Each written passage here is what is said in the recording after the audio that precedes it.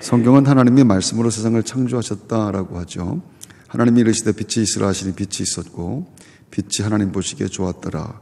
빛을 비롯한 세상의 모든 것이 다 하나님의 말씀으로 만들어졌습니다.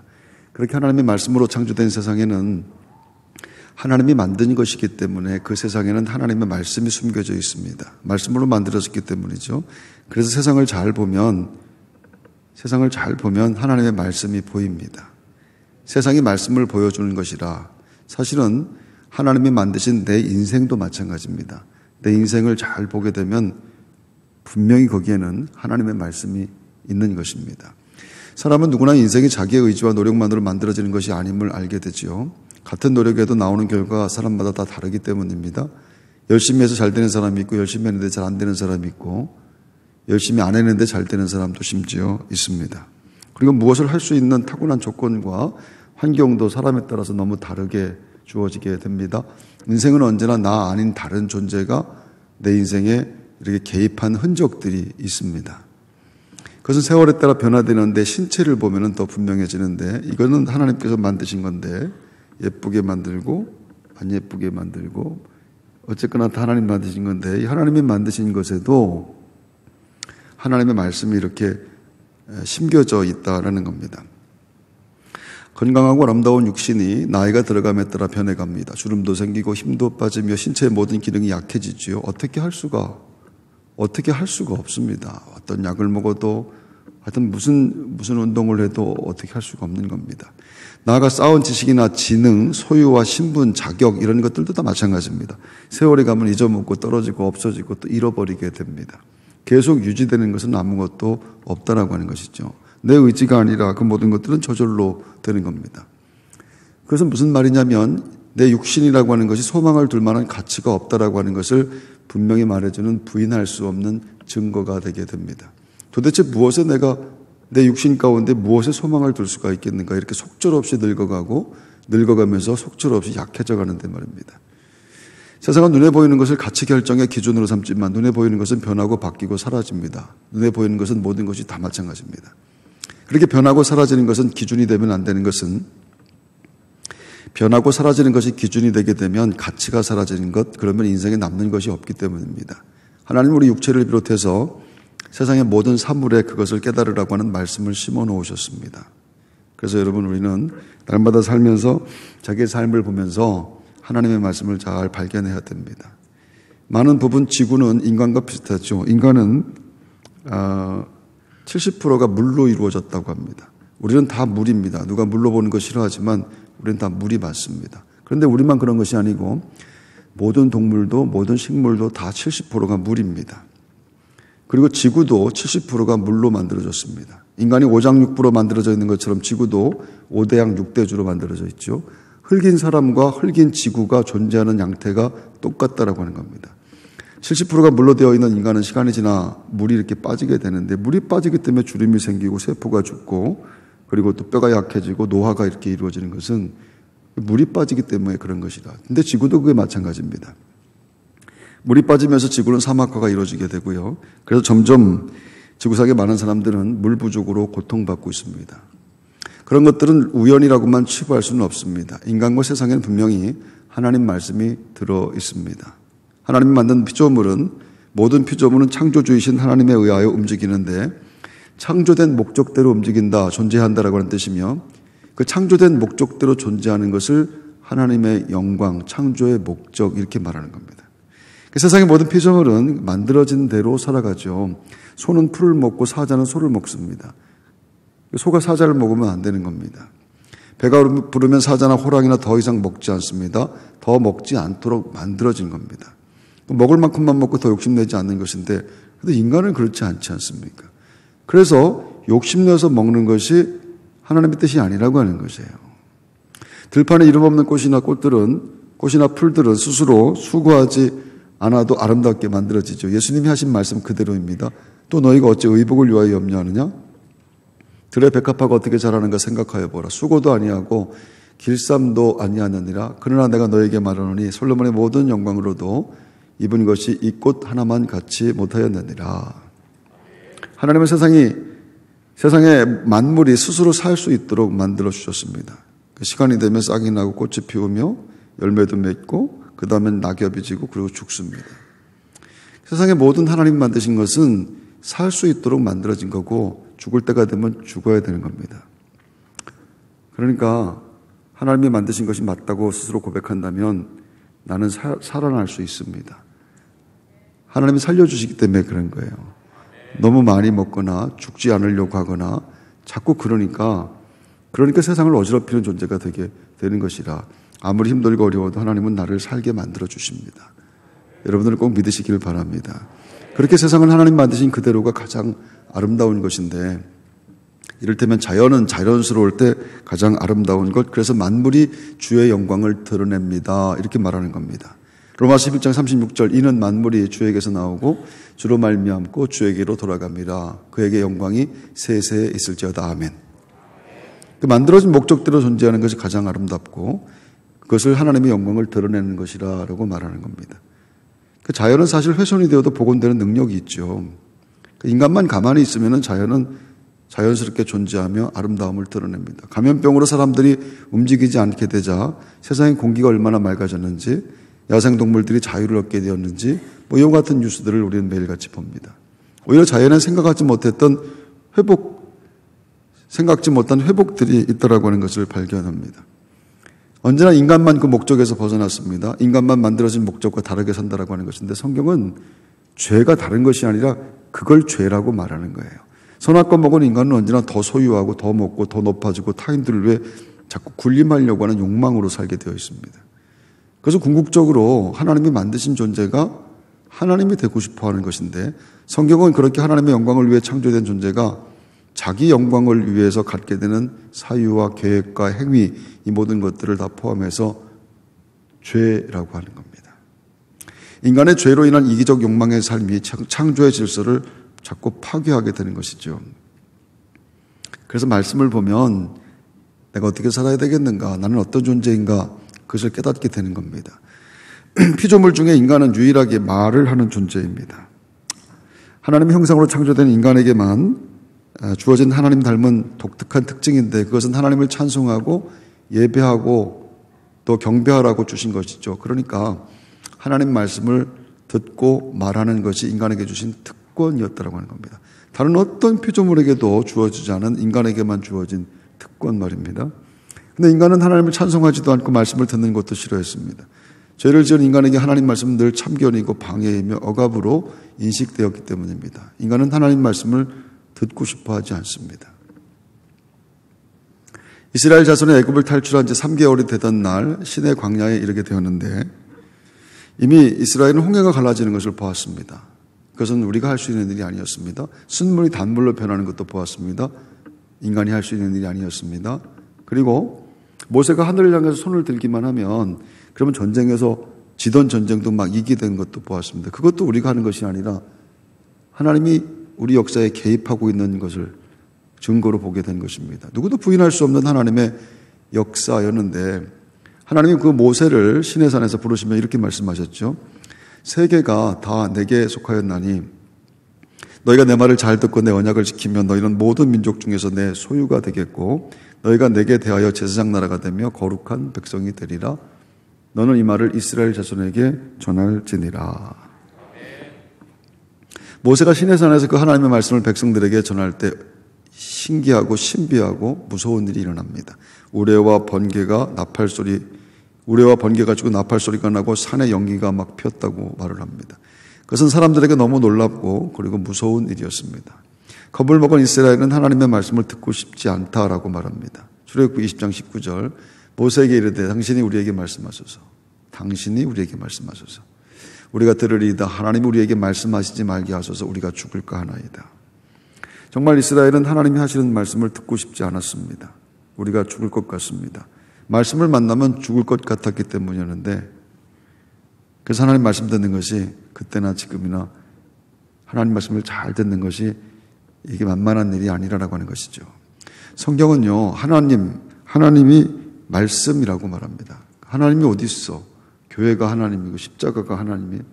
십자가는 하나님이 아닙니다. 교회도 하나님이 아니고 강대상도 교회 하나님이 아니에요. 그래서 여러분들은 교회를 믿으면 안 되고 십자가를 믿으면 안 되고 목사를 믿으면 안 되는 거예요. 하나님은 말씀입니다. 그래서 말씀으로 만들어진 인간에게 하나님의 말씀으로 오시는 거예요. 그래서 말씀을 잘 듣다 보면은 내가 어떻게 살아야 되는지, 내가 누군지 이것을 깨닫게 되어지는 은혜가 있는 겁니다. 태초에 말씀이 계시니라. 이 말씀이 하나님과 함께 계셨으니 이 말씀은 곧 하나님이시니라. 죄를 지은 인간은 말씀을 듣고 싶어 하지 않는데 불편하기 때문이죠. 이를테면 말씀은 거울인데 거울을 보면 자기 죄가 보이기 때문입니다. 죄는 언제나 감추고 싶고 숨기고 싶은 것인데 자기 죄가 보이는 것은 부담스럽고 불편하고 불쾌하며 두려운 일입니다. 거울은 특별하고 또 신기한 독특한 물건이 거울인데요. 젊은 친구들은 걸어가면서도 거울을 봅니다. 밥을 먹으면서도 거울을 봅니다. 볼수록 예쁘기 때문입니다. 근데 늙어가면 점점 안 보게 되는 것이 거울입니다. 거울 속에 자기 모습이 별로 보고 싶지 않기 때문이죠. 거울 안 보기 때문에 얼굴에 파풀도 붙이고 눈곱도 끼우고 머리카락에 단정하지 못해도 모르는 겁니다. 보지 않기 때문에. 보고 싶지 않은데. 그래서 늙어도 거울을 봐야 됩니다. 거울을 보며 자꾸 거울을 보며 아무리 수술을 해서 눈을 뒤집고 피부를 당기고 검버섯을 없애도 아, 이게 소용없는 짓이구나 라고 하는 것을 자기 스스로 보고 깨닫고 확인해야 됩니다. 세월 따라 변해가는 자기 모습을 보며 그것에 소망을 두면 안 되는 것을 확인하며 사는 것이 그게 지혜라고 하는 것이죠. 그래서 하나님의 말씀이 거울이라고 한다면 때로는 불편하고 때로는 불쾌한 마음이 든다 할지라도 그 말씀의 거울에 자기를 자꾸 비춰보면서 잘못 살고 있는 것, 잘못된 모습 이런 것을 바로 알고 고칠 수 있어야 되는 것. 그게 지혜 중에 지혜라. 예전에 선교사들이 아프리카 주장들에게 주는 최고의 선물이 거울이었다고 하죠. 거울은 희귀한 물건이라 보물과 같은 대접을 받았는데 귀한 거울을 선물로 받은 주장 부인들이 거울을 보자마자 깨트려 버렸다고 합니다. 거울 속에 괴물이 들어있었기 때문에 말입니다. 하나님의 말씀은 거울이라.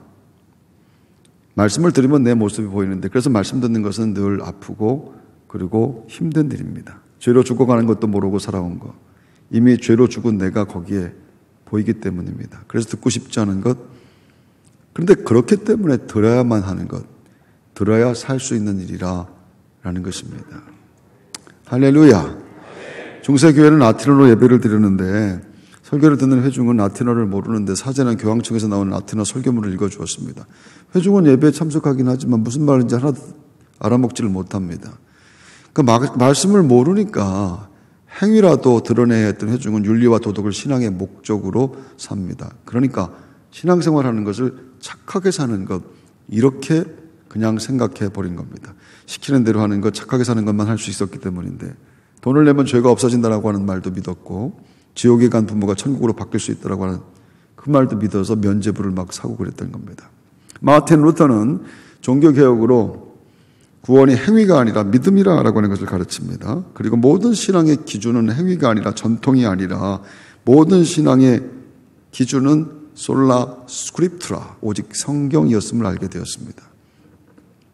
성경은 많은 나라의 언어로 번역되었고 드디어 누구나 성경을 소유할 수 있고 읽을 수 있게 되었던 것이죠. 그 전까지는 성경을 보지도 못했고 소유할 수도 없었는데 말입니다. 그런데 그렇다고 해서 모든 나라의 언어로 번역이 되었고 소유할 수 있게 되었다고 해서 모두가 성경을 읽는 것은 아닙니다. 사람들이 별로 읽고 싶어 하지 않습니다. 하나님의 말씀이라는 것이 늘 인간의 이기적 본능을 거스르기 때문인데 그래서 말씀을 대하는 것이 늘 불편한 겁니다. 이를테면 인간은 마치 자동으로 왼쪽으로 가도록 만들어진 모터보트와 같습니다. 아무리 핸들을 오른쪽으로 돌려도 다시 좌측으로 돌아가게 됩니다. 착하고 선한 일을 행한다 할지라도 아무리 의의를 쌓아도 인간은 결국 죄로 나가게 됩니다. 아주 엄청난 일들을 했는데 놀라운 일들을 했는데 모든 사람들이 박수치는 일을 했는데 그것 갖고 되는 것이 아니고 그래도 결국은 죄로 가게 됩니다. 노력해도 소용없다라고 하는 것이죠. 그래서 인간은 그냥 어떤 인간이든 가만히만 두면 저절로 지옥 가는 거예요. 구원은 예수 그리스도가 십자가로 내게 들어오심으로 왼쪽으로만 가게 되어 있던 내 항법 장치가 풀려진 것을 뜻합니다. 오른쪽으로 갈 수 있게 된 것. 예수 그리스도로 말미암아서 이제 진짜 오른쪽으로 갈 수 있게 된 것. 그래서 예수만 구원입니다. 예수 믿는 것 외에는 방법이 없는 것. 성경은 신구약 66권이 창세기부터 요한계시록까지 그 얘기를 합니다. 그 이야기만 하는 겁니다. 성경에 나오는 모든 인물들은 그 이야기를 하기 위해서 등장한 인물들이라는 것입니다. 그렇지만 인간에게는 여전히 왼쪽으로 가고 싶은 죄성이 남아있죠. 마음에서 죄의 법이 자꾸 나를 끌고 가는 것을 느끼게 되는 겁니다. 그것을 바울이 이렇게 말을 합니다. 그런즉 내 자신이 마음으로는 하나님의 법을, 육신으로는 죄의 법을 섬기노라. 내 힘으로 그게 안 된다는 거예요. 그 천국에 도착할 때까지 성령의 도우시는 은혜가 있어야 됩니다. 그 누구도 예외가 없어요. 성도는 그것을 깨닫고 날마다 겸손하게 주의 도우심을 구하는 사람들을 성도라고 말하는 겁니다.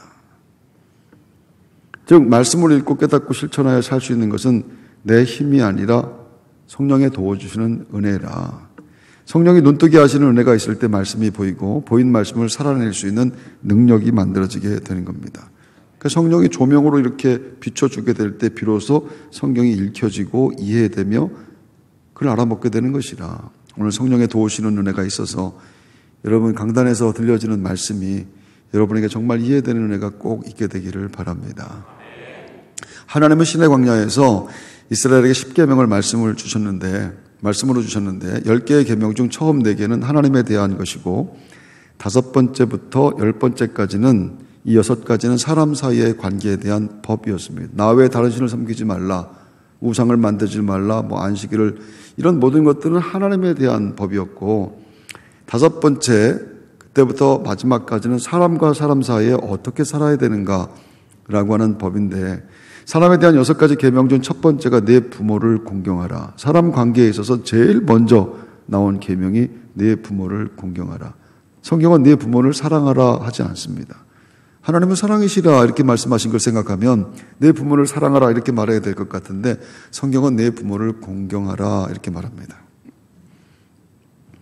레위기에서는 그것을 너희 각 사람은 부모를 경외하고, 레위기 19장 3절의 말씀이죠. 내 부모를 경외하라 이렇게 말합니다. 경외라고 하는 단어는 존경과 두려움이라는 뜻인데 하나님에게만 쓸 수 있는 용어입니다. 해석하자면 하나님을 대하는 마음으로 너는 부모를 대해라, 그런 뜻이 됩니다. 그래서 하나님 뜻대로 사는 것이 하나님의 영광이라면 하나님이 만들어진 목적대로 사는 것이 하나님의 영광이라고 우리가 믿는다면 공경은 결국 부모를 기쁘게 하는 것이고 그 핵심은 부모가 바라는 대로 살아주는 것, 그것이 되는 겁니다. 그러니까 부모를 공경하라고 하는 얘기는 부모가 바라는 대로 살아드려라, 그런 뜻이 되게 되는 겁니다. 그러면 먼저 부모의 바른 기대가 선행되어야 된다고 하는 것이죠. 나는 자식에게 무슨 기대를 갖고 사는가? 나는 이 세상에 무슨 기대를 가지고 믿음으로 산다고 하는데 나는 무슨 기대를 갖고 사는가? 내가 살아가는 모습에 대해서 내 자식에게 어떤 기대를 갖고 있는 것인가? 대부분 부모의 자식에 대한 바람이라고 하는 것은 비슷비슷하죠. 건강하고 공부 잘하고 돈 잘 벌고 성공하는 것, 그런 건 말입니다. 근데 성경은 그런 것을 부모가 자식에 대해 가져야 될 기대라고 말하지 않습니다.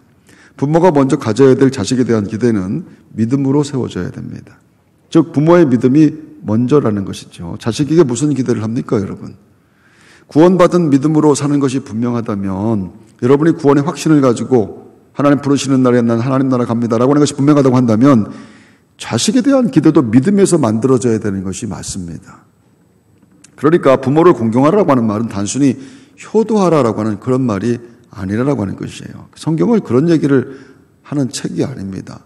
내 부모를 공경하라, 효도하라, 이런 얘기는요 어느 나라 초등학교 도덕책에도 다 나오는 얘기고 누구나 다 할 수 있는 얘기인데 성경이 굳이 그와 같은 얘기를 쓸 필요가 있겠는가?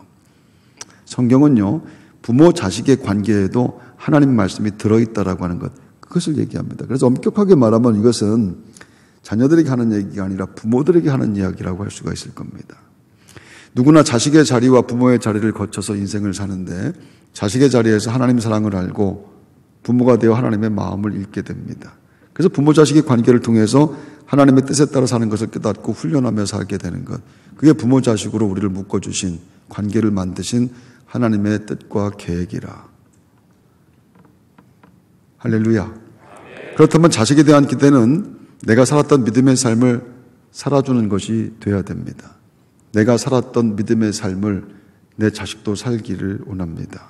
평생 고백했던 믿음의 삶을 자식이 이어가는 것, 세상에 그것보다 더 좋은 것이 있을 수가 있을까? 이를테면 예수 믿고 사는 삶이 나는 너무 좋아하는데 예수님 때문에 나는 구원받았으며 그분 때문에 내가 어렵고 힘든 세월을 잘 견뎌낼 수 있었고 내가 어떤 길을 걸어간다 할지라도 그분이 나를 붙잡으시고 나를 붙잡은 그의 손이 한 번도 놓쳐진 적이 없으며 그분이 생명싸개 속에 나를 쌓아 보호해 주셔서 내 인생을 살아왔는데 나는 그분 때문에 살아왔는데 나도 내가 그렇게 살아온 것처럼 내 자손도 그렇게 살기를 바라는 것. 그렇게 바라는 부모의 삶을 살아주는 것을 효도라고 하고 그것을 공경이라 이렇게 말하는 겁니다. 그것밖에 없습니다. 바울은 약속이던 10계명의 5번째 계명을 이것을 약속이던 첫 계명이라고 말하죠.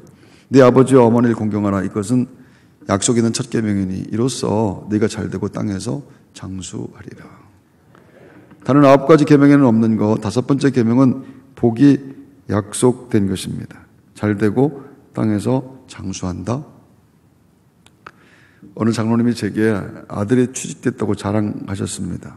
우리 아들 취직됐습니다. 경쟁률이 얼마나 되는지 아십니까? 경쟁률이 꽤 높은 회사에 들어가는데 장로님의 자랑은 아들이 취직된 것이 아니었습니다.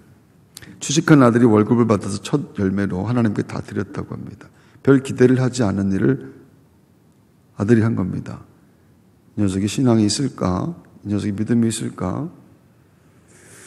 그런데 취직을 해서 첫 월급을 하나님께 다 드리는 것, 생각지도 못한 일을 했는데 장로님이 그것이 너무 기특하고 좋으셨습니다.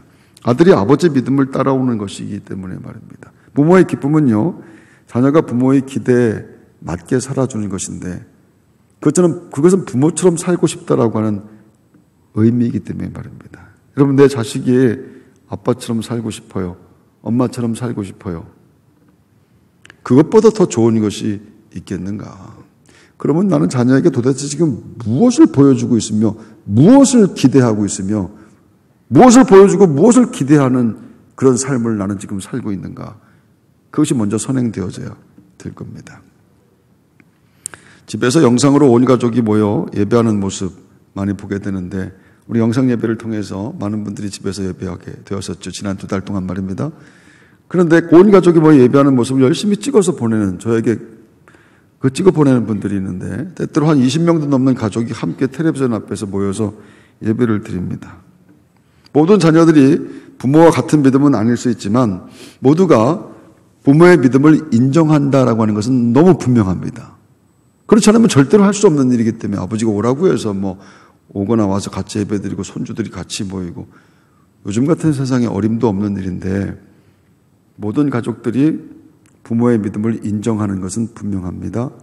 그것을 잘 사는 가문이라고 하고 믿음의 명가라고 말하는 겁니다. 믿는 사람은 돈 잘 벌고 성공하고 출세하는 것을 자랑하는 사람들이 아니죠. 예수 잘 믿는 것이 목적이 된 사람들, 세상에 사는 동안에도 예수 잘 믿는 것이 목적이 되어서 세상 사는 날에 가정에서 천국의 맛을 조금씩 보는 사람들, 그 예수 잘 믿는 것이 목적이 된 사람들 아닙니까? 어떤 형편이든 어떤 환경이든 찬송하는 부모가 되어야 되고 어떤 형편에서든 찬송하는 모습을 자녀들은 보면서 자라나야 됩니다. 그런 부모를 닮겠다고 따라하는 자녀가 있을 때 그게 명가가 되어지는 그리스도의 명가가 되어지는 가족들이라. 그런 가정엔 부모와 자식 서로의 모습에서 하나님 나라를 보게 되기 때문에 말입니다. 할렐루야. 땅에서 장수하고 복되리라고 하신 말씀, 세상 가운데서 증거가 되게 하시는 하나님의 은혜가 그런 명각 가운데 늘 나타나게 될 줄로 믿습니다. 부모는 하나님 나라를 보여주는 사람들입니다. 가정에서 하나님 나라를 연습하는 것이 성도들의 삶이라고 말하죠. 하나님 대하듯 부모를 공경하는 자식들, 그런 자식을 바라보며 하나님의 마음을 깨닫는 부모들, 세상에서 천국 맛을 보며 사는 명문가를 이루는 여러분들, 하나님의 약속을 이루어드리는 복된 인생들 다 되시기를 주의 이름으로 축원합니다.